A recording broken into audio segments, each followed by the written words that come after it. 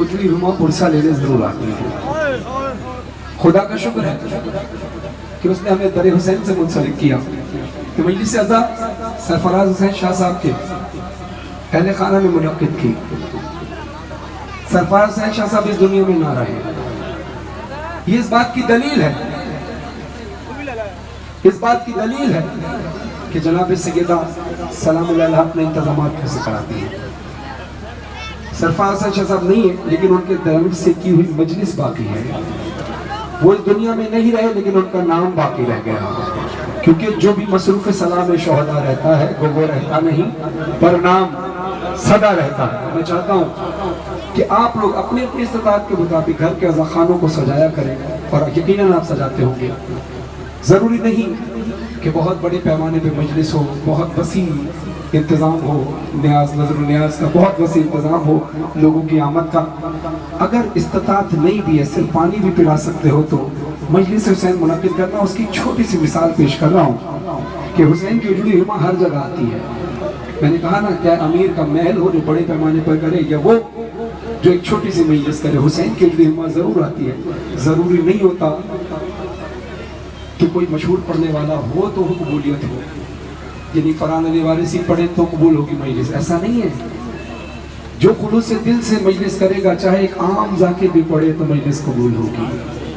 چھوٹے چھوٹے بچے بھی مجلس کرائیں تو ان کا ساتھ دیا کرو، کیونکہ ایک واقعہ ایک عالم دین کا بیان کر رہا ہوں تاکہ تمیز باندھو اپنی بات سے۔ ایک عالم دین، بہت مشہور عالم دین تھے، ایران یا عراق کا کہیں کا واقعہ ہے۔ وہ اکثر کچھ بچے ان کو روک لیا کرتے تھے کہ مولانا صاحب ہم نے گھر پہ مجلس کی ہے، آپ ہمارے یہاں آئیں۔ وہ اکثر ٹال دیتے تھے، کیوں؟ کیونکہ ان کے پاس وقت نہیں ہوتا تھا، اور حقیقت میں وقت نہیں ہوتا تھا، جگہ جگہ ان کو پڑھنا ہوتا تھا۔ ایک دن انہوں نے ارادہ کیا چلو بچوں میں تمہارے یہاں آ جاتا ہوں۔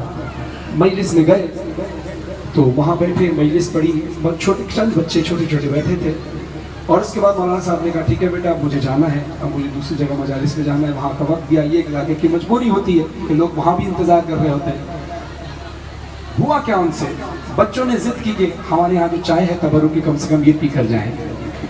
تو انہوں نے کہا بیٹا مجھے دیر ہو رہی ہے۔ انہوں نے، اب کہتے ہیں نا چھوٹی چھوٹی بات جن کو ہم چھوٹی چھوٹی باتیں سمجھتے ہیں وہ کتنی بڑی بات ہوتی ہے۔ وہ چائے چونکہ ٹھنڈی ہو چکی تھی، مولانا صاحب نے ایک گھونٹ لیا اور سائڈ پہ چائے بچوں سے نظر چھپا کے پھینک دی، اور بچوں کو بولا میں نے پی لیا، میں جا رہا ہوں۔ رات کو خواب میں ایک بی بی آئی اور آ کر کہتی ہے کہ تیری ساری مجلسوں میں یہ ایک مجلس جو بچوں کے تو نے پڑھی تھی یہ ہم نے قبول کی، لیکن ہم تجھ سے تھوڑا سا ناراض ہیں۔ وہ کہتا ہے کیوں؟ کہا کیا تمہیں پتہ نہیں ہے کہ میں مادر حسین ہوں، اور یہ چائے، یہ جو تبرک تھا یہ میں نے اپنے ہاتھوں سے بنایا تھا۔ لہٰذا ہمیں کوششیں کرنی چاہیے، چاہے ایک لقمہ ہو، پانی کا گلاس ہو، اگر وہ تبرک ہے تو اس کا احترام لازمی ہے۔ اب میں بتانا چاہتا ہوں 4 مصروں میں کہ شاید تھوڑا سا اندازہ ہمیں ہو سکے بی بی سیدہ کی مظلومیت کا کہ میری شہزادی کتنی مظلوم ہے۔